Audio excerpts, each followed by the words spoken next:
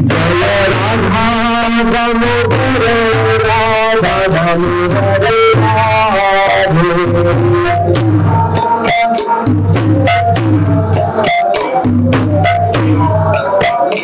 जय कृष्ण बलराम जय बलराम जय राम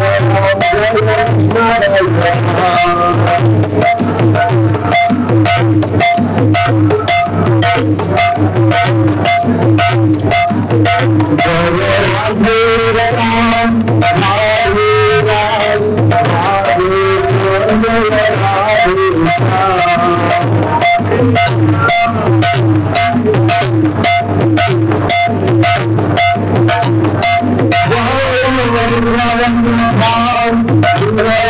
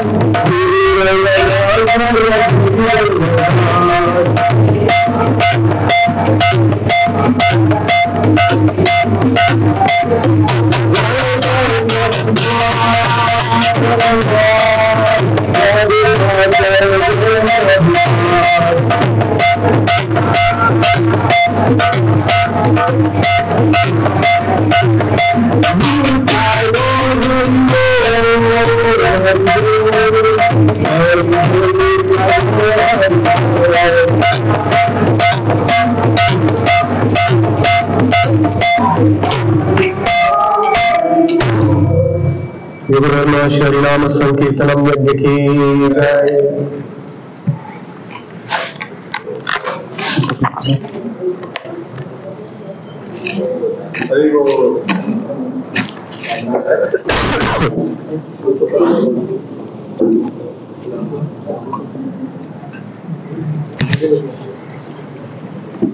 हरे कृष्ण।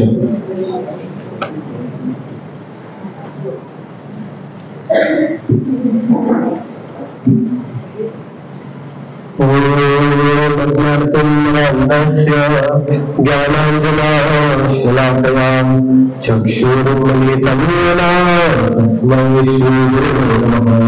श्रीचैतन्यमनोभीष्टं स्थापितं येन भूतं स्वयं रूप कदा मह्यं ददाति स्वापदान्तिकम्।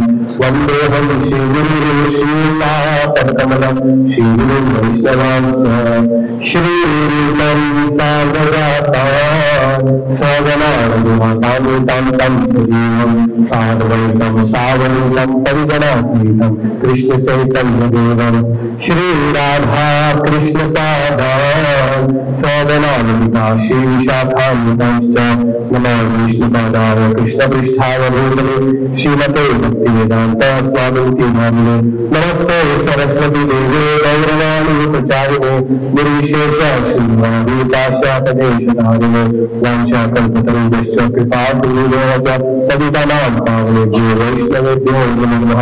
नमो महावदन्याय कृष्णप्रेम प्रदायते कृष्णाय कृष्ण चैतन्य नामिने गौरवक्षेमः। हे कृष्ण करुणा सिंधु दीनबन्धु जगत्पते गोपेशा गोपिका कांता राधा कांता नमस्तुते। तप्त कांचन गौरांगी राधे वृंदावनेश्वरी उषधानुसुते देवी प्रणमामि हरि प्रिये। जय श्री कृष्ण चैतन्य प्रभु नित्यानंद श्री अद्वैत गदाधर श्रीवासादि गौर भक्तवृंद। हरे कृष्णा कृष्ण कृष्ण हरे हरे हरे राम राम राम हरे हरे।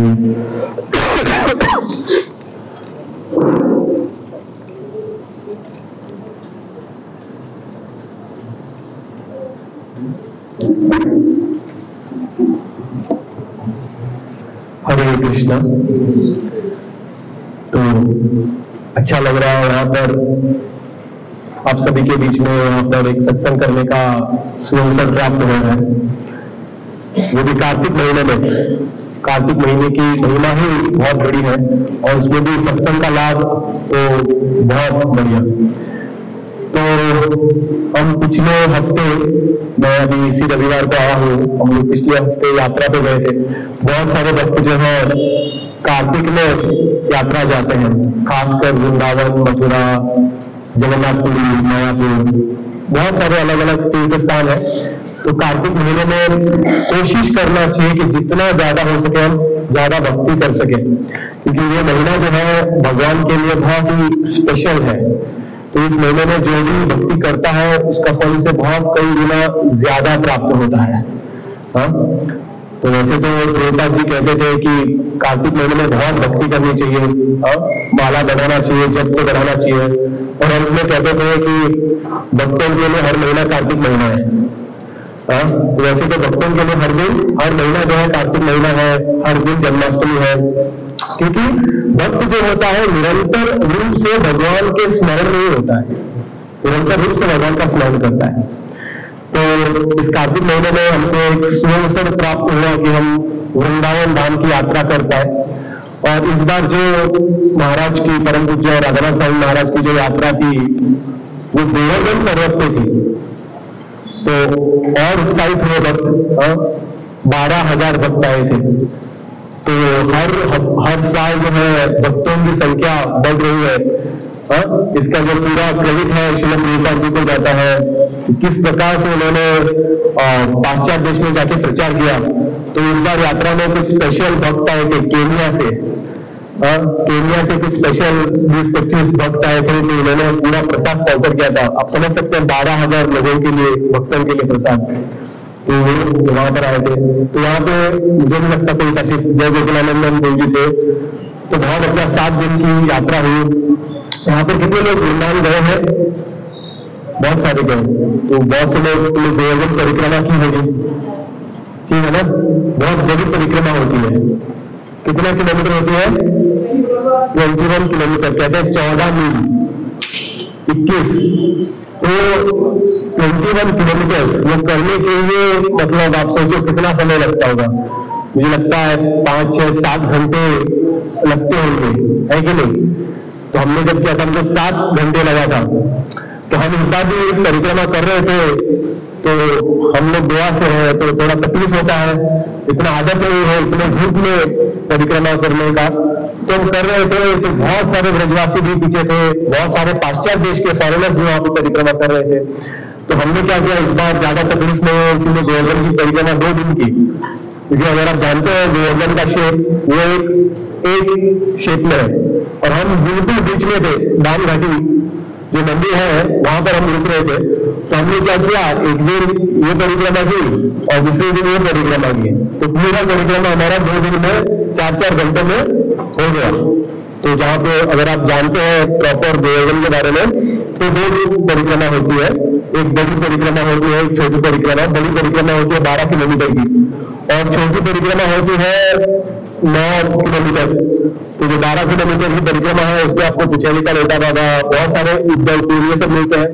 और जो छोटी परिक्रमा है वहां पर आपको राधा कुंड, श्याम कुंड, ये सब इत्यादि मिलते हैं।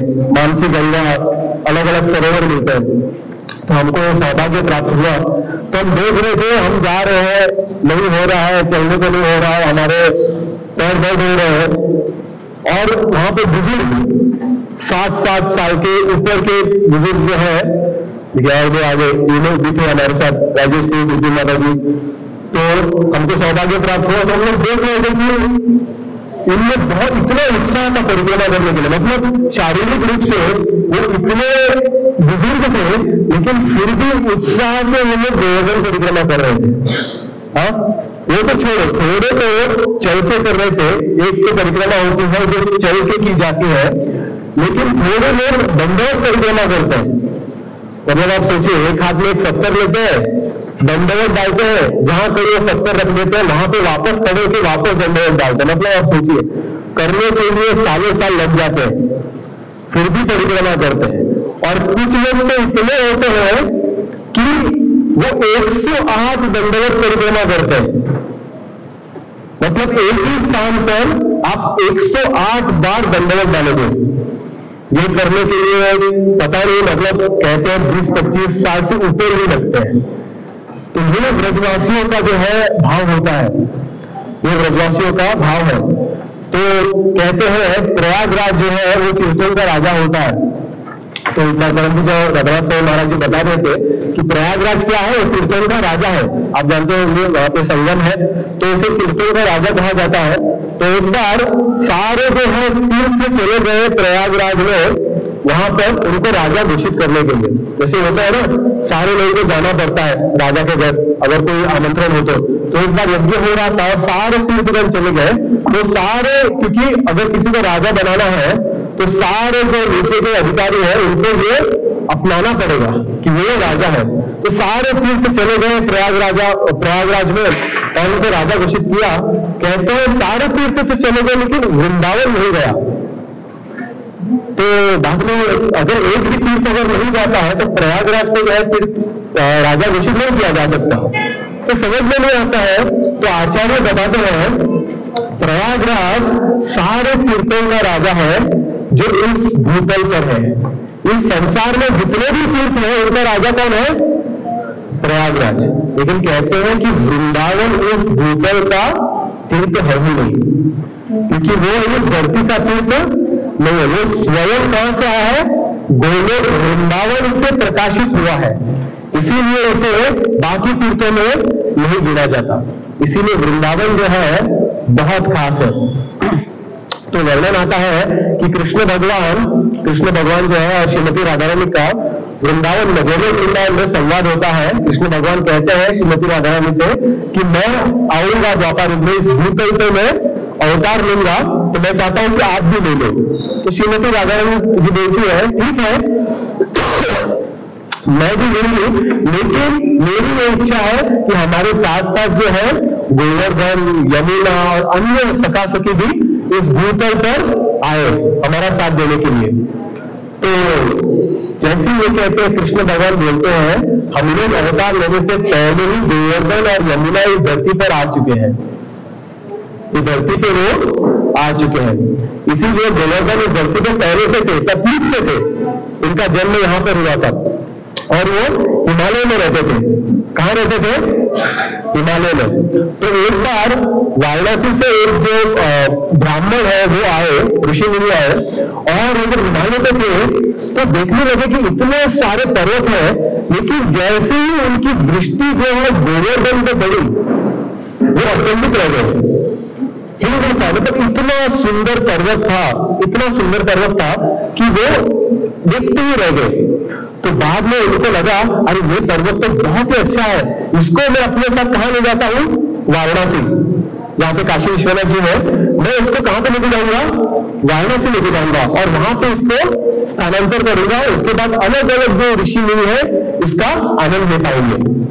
तो ये मुनि जो है गोवर्धन जी को उठाते हैं और उस समय का गोवर्धन इतना बड़ा था, कहते हैं कि उसकी जो चोटी थी वो आसमान पर छू रही थी, बादलों से भी ऊपर थी, इतना बड़ा था गोवर्धन।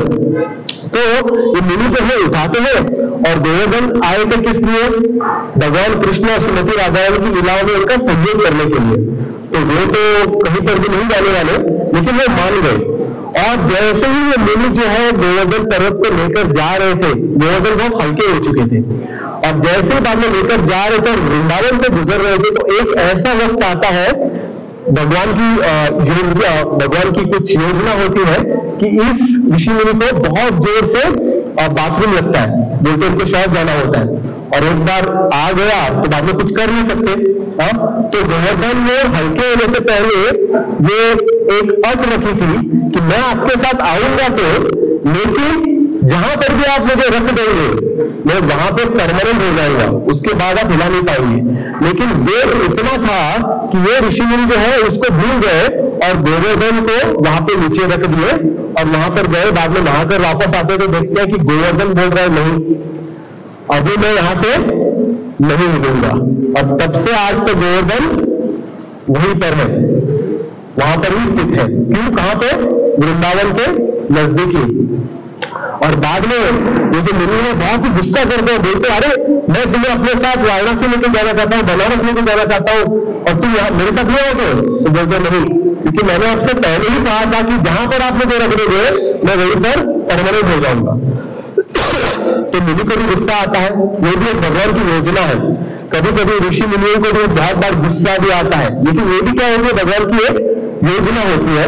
तो उनको गुस्सा आता है, तो बोलते हैं मैं आपको श्राप देता हूं कि हर दिन जो है आपका जो हाइट है धीरे धीरे कम होता जाएगा, धीरे धीरे कम होता जाएगा।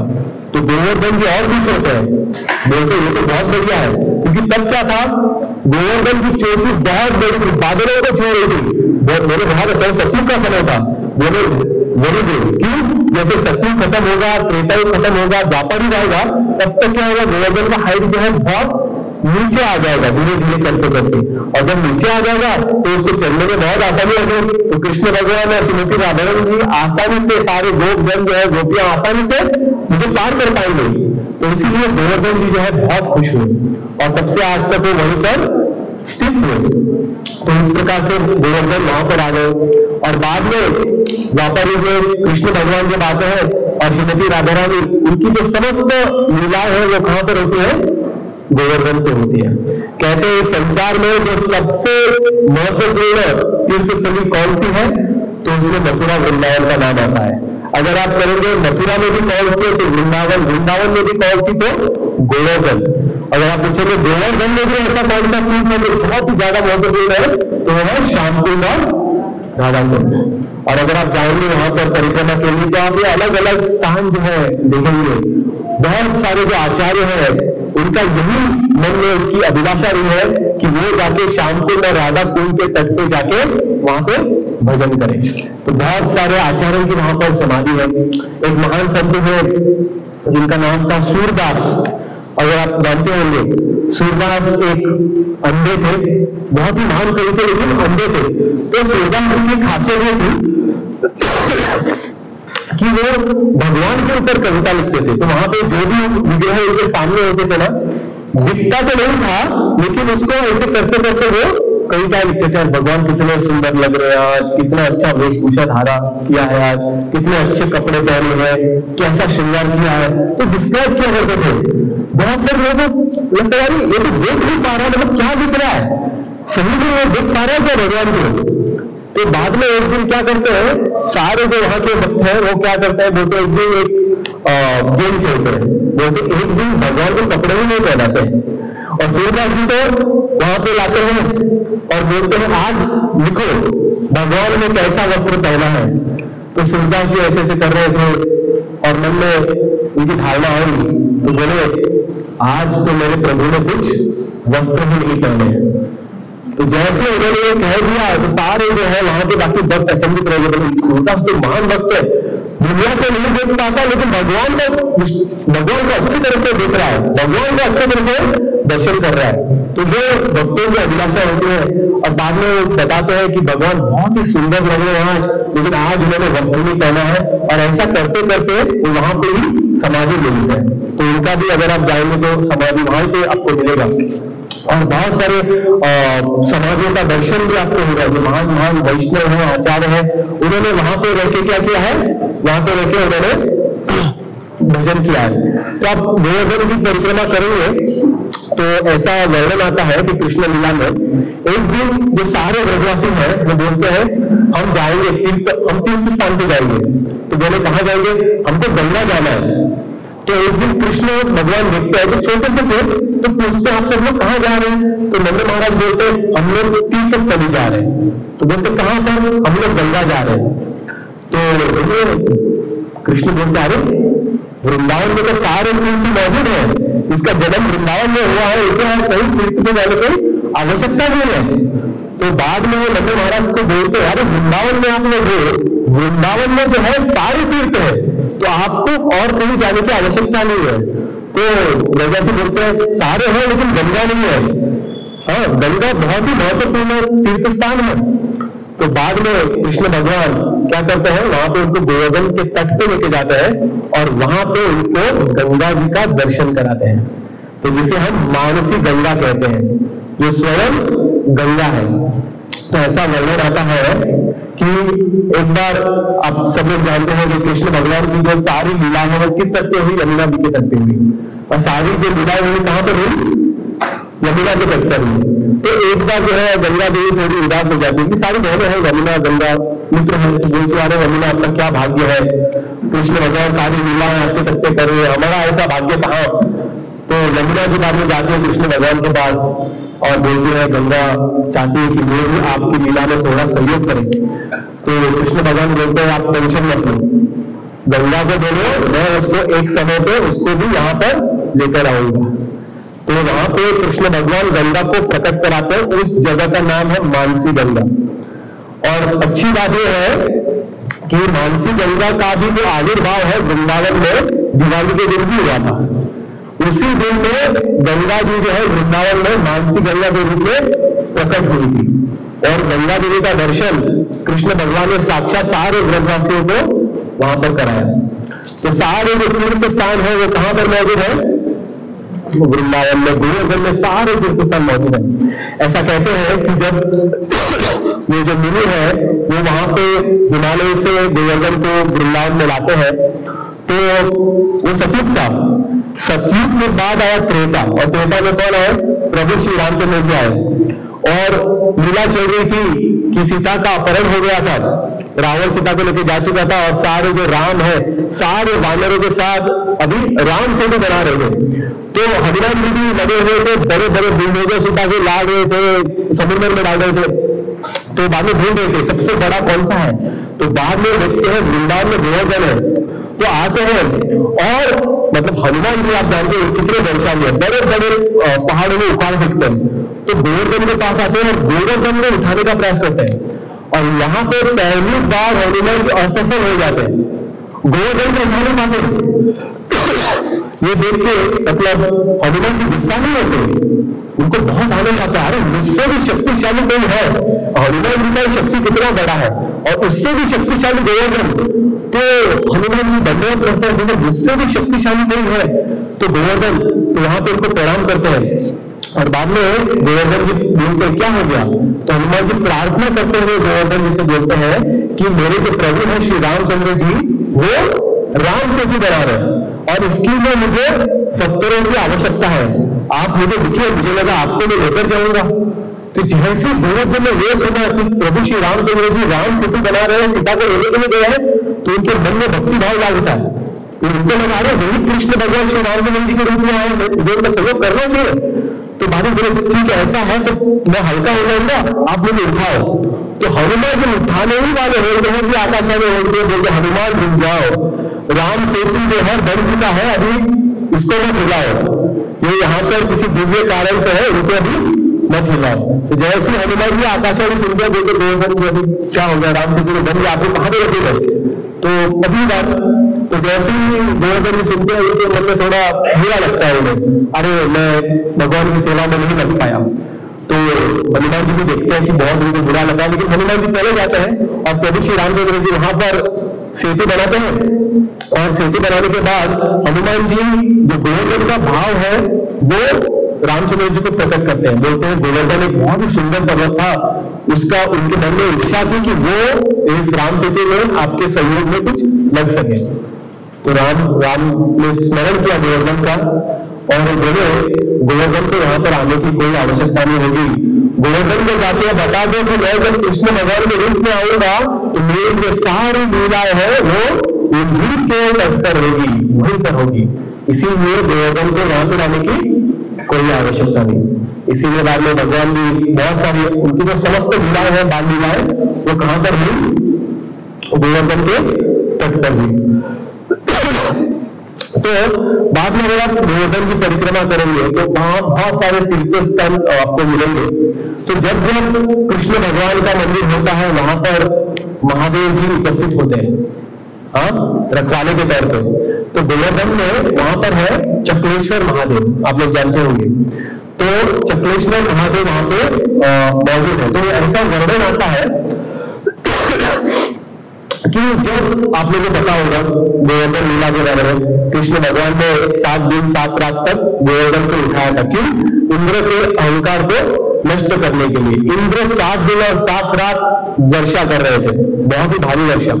तो जब कृष्ण भगवान यहाँ अपनी छोटी सी उंगली पे पूरे गोवर्धन को धारण करते हैं तो उनके जो पार्षद है सुदर्शन चक्र, जो उनका पार्षद है, तो वो सोचते अरे भगवान छोटी उंगली पे इतना बड़ा पर्वत उठाया है, मैं भी जाकर भगवान की सहायता करता हूँ। तो यहाँ पे सुदर्शन आ गए और क्या कर रहे थे, गोवर्धन के आजू बाजू जितने भी जो मतलब पंखा होता है ना, ड्रायर के रूप में काम कर रहे थे, ताकि कोई भी जो पानी है अंदर न जाता है, तो वहां पर घूम रहे थे ताकि कोई भी पानी जो है, पानी की बिंदु जो है गोवर्धन के अंदर ना आता है। नहीं तो क्या हो जाएगा, कृष्ण भगवान ने उठा है, साइड से पानी आ जाए तो क्या होगा, और फ्लड हो जाएगा ना। तो इसीलिए सुदर्शन चक्र वहां पर रखवाली कर रहे थे, देख रहे थे कि बाहर का जो पानी है अंदर नहीं जा रहा है।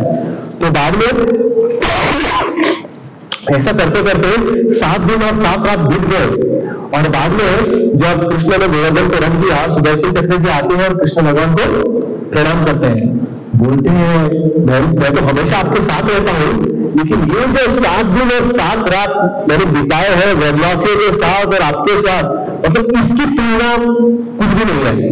मतलब ये मुझे बहुत आनंद आया इस 7 दिन और 7 रात में। मेरी ये भावना है कि मैं गोवर्धन पे नित्य रूप से रहना चाहता हूँ, मुझे थोड़ा स्थान गोवर्धन को दीजिए, क्योंकि उनकी जो भक्ति है वो सबसे ऊपर है, मैं गोवर्धन पर निवास करना चाहता हूँ।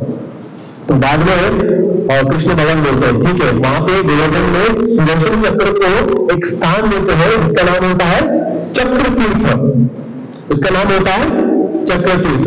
उसके बाद जो कृष्ण भगवान के ग्रेट ग्रैंडसन जो है वज्रनाभ, वहां पे उसी जगह पे महादेव जी की एक डीटी को स्थापित करते हैं, उनके विग्रह को स्थापित करते हैं, जिसका नाम होता है चक्रेश्वर महादेव। तो ऐसे तो प्रमुख रूप से 4 महादेव है वहां पर, एक चक्रेश्वर है, दूसरे कौन है, गोपेश्वर आप जानते होंगे, बाद में भूतेश्वर है। तो महादेव जी भी वहां पे निवास करते हैं। तो चक्रेश्वर महादेव है, चक्रेश्वर महादेव वहां पे गोवर्धन में स्थित है शिव जी। तो एक गोस्वामी है, आप 6 गोस्वामी को जानते होंगे, 6 गोस्वामियों के नाम क्या है, सनातन गोस्वामी, रूप गोस्वामी, रघुनाथ दास गोस्वामी, गोपाल भट्ट गोस्वामी, जीव गोस्वामी। तो इस प्रकार के 6 गोस्वामी हमारे हैं। तो इनमें से प्रमुख थे सनातन गोस्वामी। तो सनातन गोस्वामी जो है, मतलब उनके बारे में अगर आप चर्चा करें तो बहुत ही विस्तार रूप से कभी प्रभु जी के द्वारा सुनेगा, लेकिन सनातन गोस्वामी और रूप गोस्वामी जो है वो भाई थे, और तब जो है मुगलों का राज्य चला था, तो बड़े मिनिस्टर्स थे, फाइनेंस मिनिस्टर थे, चीफ मिनिस्टर्स थे।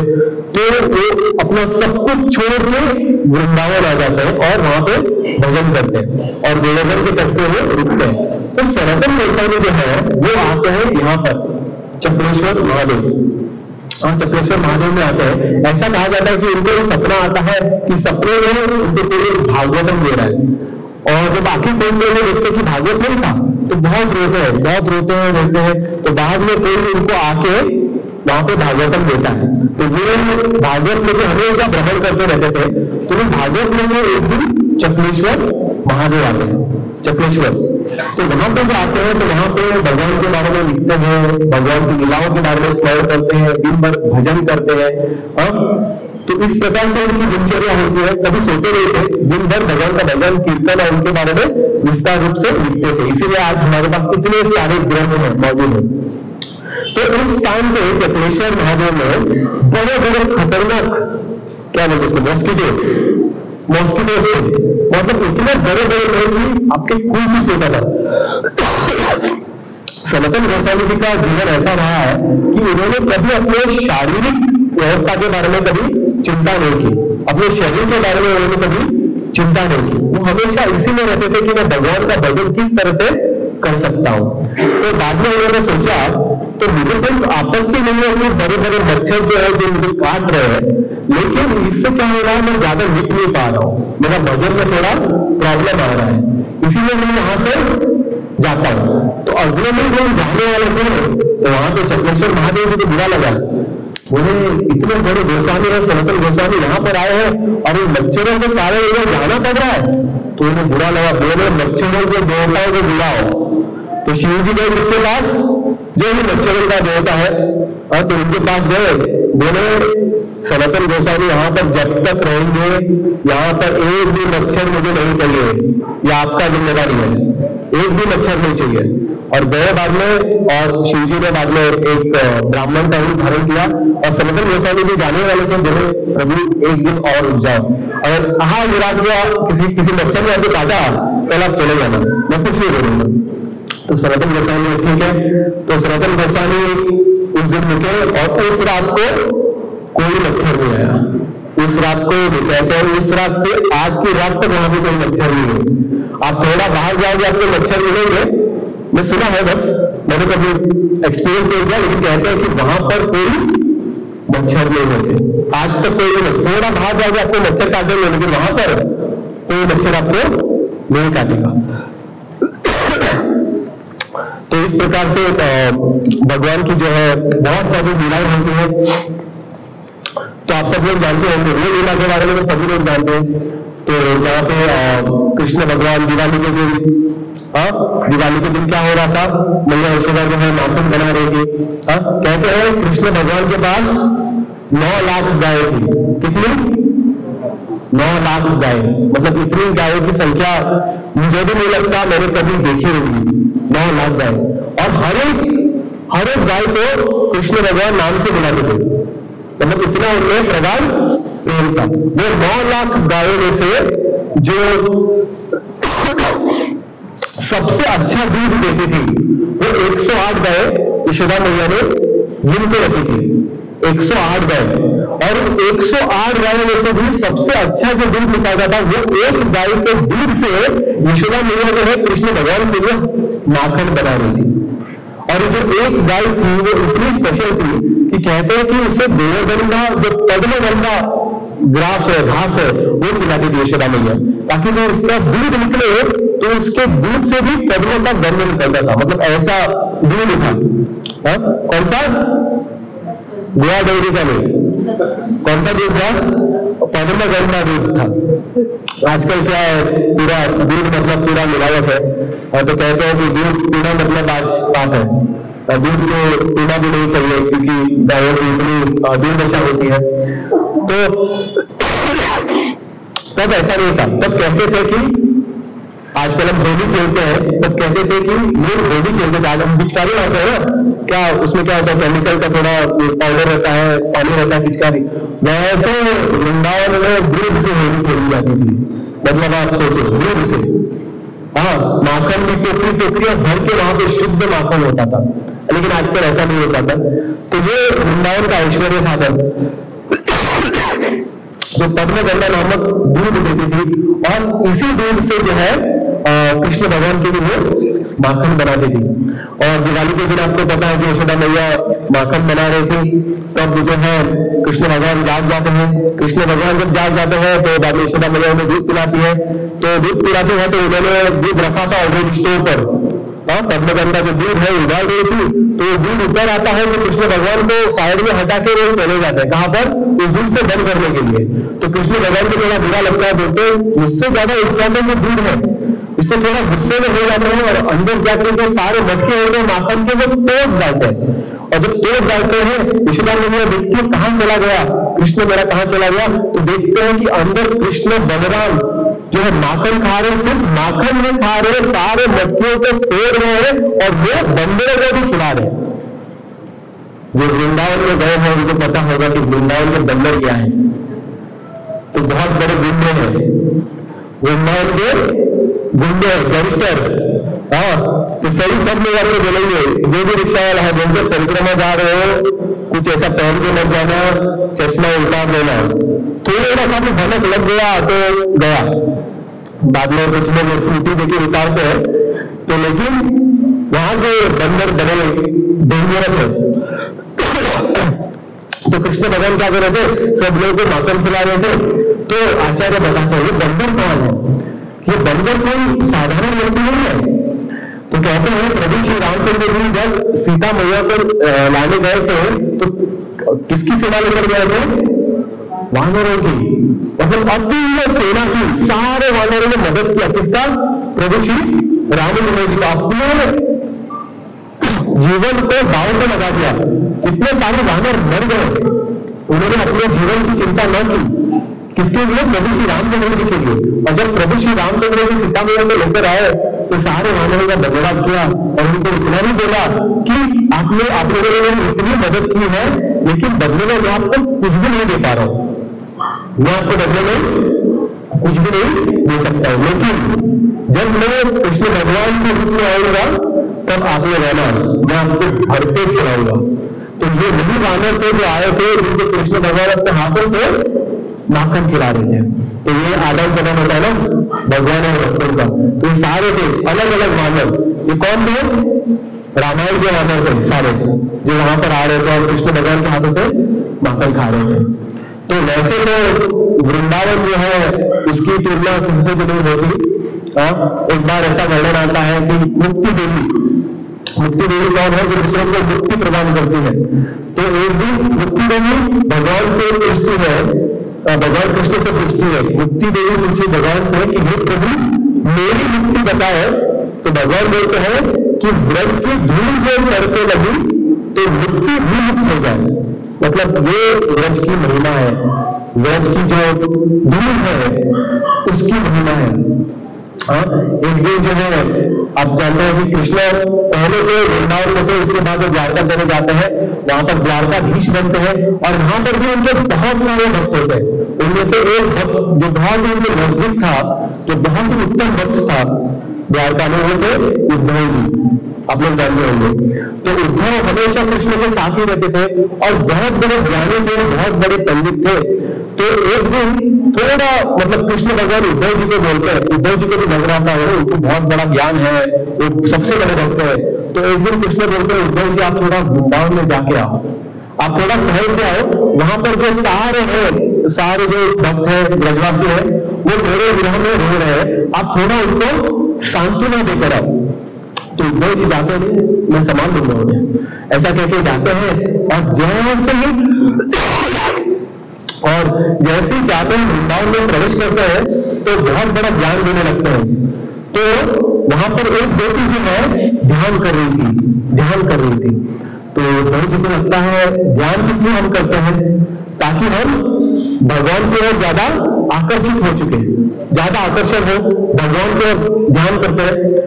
तो वो बेटी बोलती है मैं ध्यान इसलिए कर रही हूं ताकि कृष्ण भगवान में मेरे अंदर इतने समाये हुए हैं, मैं उनको निकाल कर बाहर फेंकना चाहती हूँ।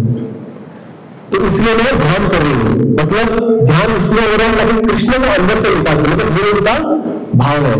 कृष्ण उनके रोम में बसते हैं, कृष्ण उनके रोम में बसते हैं, दिन रात कृष्ण का स्मरण होता है। और जब ये उद्धव जी देखते हैं उनका मन भूल जाता है, क्योंकि भगवान की भक्ति भी दो तरह से होती है, एक भगवान के सानिध्य में रहकर और एक भगवान के विरह में रहकर। तो जब वो देखते हैं इनका विरह भक्ति का भावना, तो उद्धव जी को ऐसा महसूस होता है कि मैं कितना तुच्छ हूं। और बोलते हैं ब्रजवासियों की जो भक्ति है उसे किसी से भी हम तुलना नहीं कर सकते हैं। और इसीलिए बाद में उद्धव जी प्रार्थना करते हैं, तो मुझे यहाँ पर जन्म दो। कृष्ण भगवान से इतना ही कहते हैं मैं ब्रज की भूमि चाहता हूं, मुझे यहाँ पर एक घास के तिनके में रहने दो। कैसे रहने दो?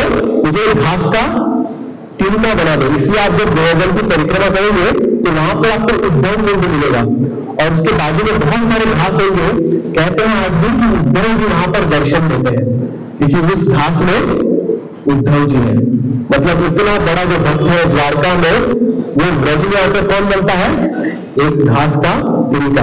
उनकी ये भावना होती है कि मैं घास का तिनका बनूं और सारे जो ब्रजवासी है वो मुझ पर पैर रखे ताकि मुझे उनके पद कमलों की धूलि प्राप्त हो।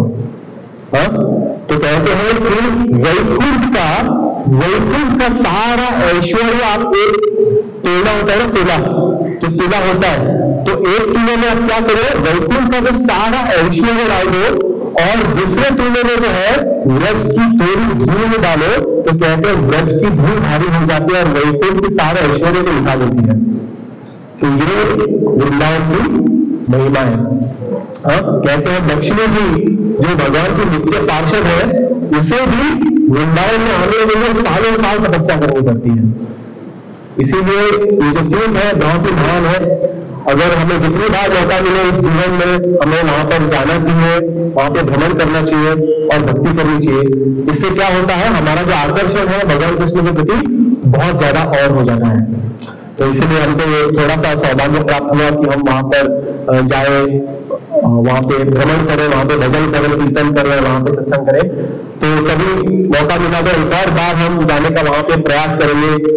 सारे जो पोलोरियम के भक्त हैं समस्त गण अनेक बार यात्रा में वहां तक जाएंगे। मैं जब बाहर आता तो मैंने देखा कि और एक बैच वहां पे गया था, बहुत सारे भक्त थे वहां पे यात्रा के लिए, तो बहुत अच्छा लगा। तो कभी भविष्य में हम लोग भी जाएंगे और वहां पे हम भजन कीर्तन प्रवचन करने का लाभ उठाएंगे।